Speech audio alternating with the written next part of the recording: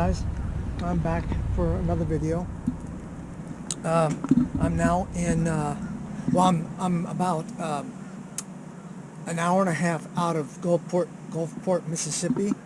Can't remember the name of the town I'm in, but I'm at the Cracker Barrel parking lot. I'll be staying here the night, and then I'll drive on to Gulfport tomorrow morning. I'll probably have to stay in a casino parking lot the first night because my reservation for the RV park just down the street isn't until Friday morning. So anyhow, let me show you what's going on here. I have the Honda EU3000IS, and ran into a problem with it the other day. Went out here to start it, tried to start it, and the starter didn't do anything. It just moaned. And so then I tried because I thought it was a dead battery. So then I tried pull starting it, and funny thing happened while trying to pull start it. It got stiff for a little while, and then after it got over the hump, it pulled pretty easily. I thought that was kind of odd. So then I went and pulled the oil plug out of the back, and much to my surprise, it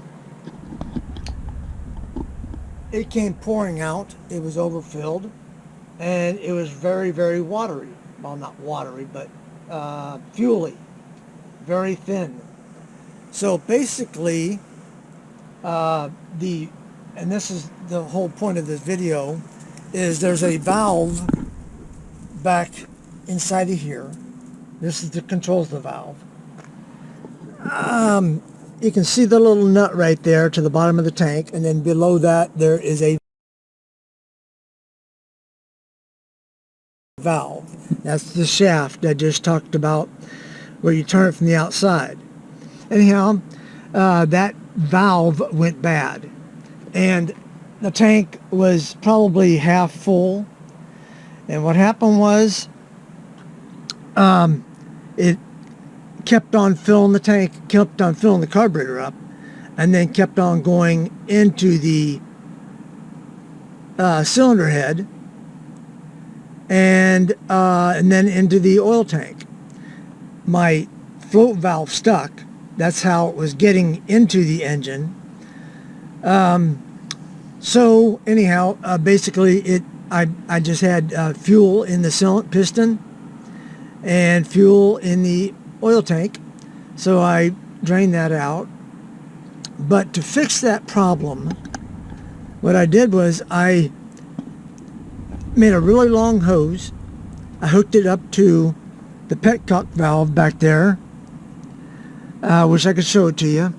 It's right back in the back. And maybe I'll put a picture on the screen there. Anyhow, put a really long hose on that nipple and ran it over here, put an inline valve on it, and then I put a filter on it, and then this goes to the carburetor.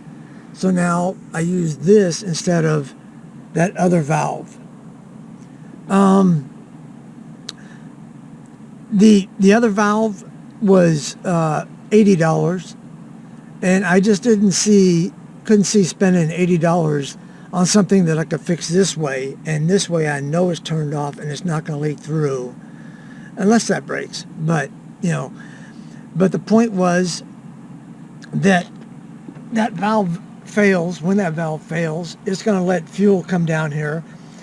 And the reason why I'm not fixing the carburetor is because the float is getting stuck because of all the bouncing around that this trailer does, and I don't know that it's not going to happen again. I've read that bouncing around causes a float valve to get stuck, so I'm just not going to fix it. At least not yet, anyhow. Not until I need to or have a problem with it. So this shuts the fuel off to that valve, or to that bowl. And so once I shut that off, no fuel's getting in there, so it can't run out because it was running out. And it leaked a lot of fuel, probably a gallon and a half, 2 gallons out of here over, I don't know, a 3 or 4 month span or longer. But I just want to make you folks aware about that valve. If that valve has gone bad, and possibly the float is stuck, then it's going to keep on feeding. If the float isn't stuck, then you don't have a problem. But if the float is stuck, then you do have a problem, and the oil and the fuel is going to get into the cylinder and into the oil pan. And that's, that just requires some time, cleaning it out, flushing it out, all that kind of stuff. But it's running now, and running good. But it took me a while to figure out what was going on. So anyhow, I just figured I would let you guys know about that. And hopefully, even if there's not a Honda 3000, maybe you're having a similar problem. So you might want to check those items out.